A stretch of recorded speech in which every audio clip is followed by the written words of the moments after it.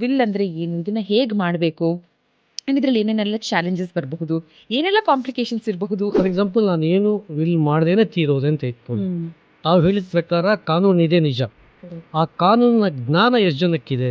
ಹಿಂದೂ ಪುರುಷ ತೀರೋದಿಲ್ಲ, ವಿಲ್ ಮಾಡಿಲ್ಲ. ಅಲ್ಲಿ ವಾರಸುದಾರರು 3 ಥರ ಬರ್ತಾರೆ. ಮೊದಲನೇ ವರ್ಗ, ಎರಡನೇ ವರ್ಗ ಮತ್ತು ಇತರರು. ಓಕೆ. ಹಿಂದೂ ಸ್ತ್ರೀನಲ್ಲಿ ಹೆಣ್ಣು ಮಕ್ಕಳಿಗೆ ಯಾವ ರೀತಿ ಆಸ್ತಿ ಬರುತ್ತೆ ಅನ್ನೋದನ್ನು ನೋಡಿದ್ರೆ 3 ಭಾಗವಾಗಿ ಬರುತ್ತೆ.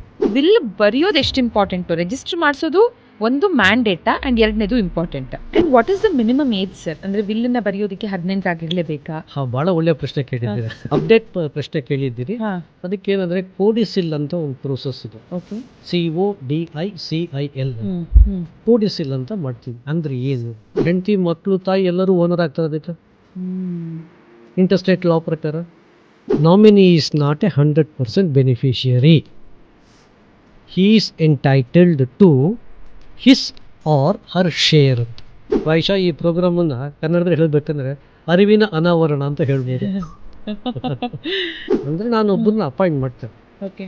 ಅವರು ನನ್ನ ಬದಲು ಅವ್ರು ನನ್ನ ಕೆಲಸಗಳನ್ನ ಮಾಡಿ ಕೊಡ್ತಾರೆ. ಅದಕ್ಕೆ ಪವರ್ ಆಫ್ ಅಟಾರ್ನಿ ಅಂತ ಹೇಳಿ. Executor is a person who executes the distribution of assets as per the wish of the testator. ಆತ್ನಾಸ್ತಿ ಮೊಮ್ಮಕ್ಕಳು ಬರೋದು ಯಾವಾಗ?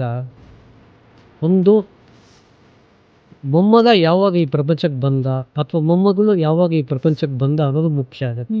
ತಾತ ಬದುಕಿದ್ದಾಗಲ್ಲ, ತಾತ ಸತ್ತ ಮೇಲೆ ಅಂತ. ಓಕೆ.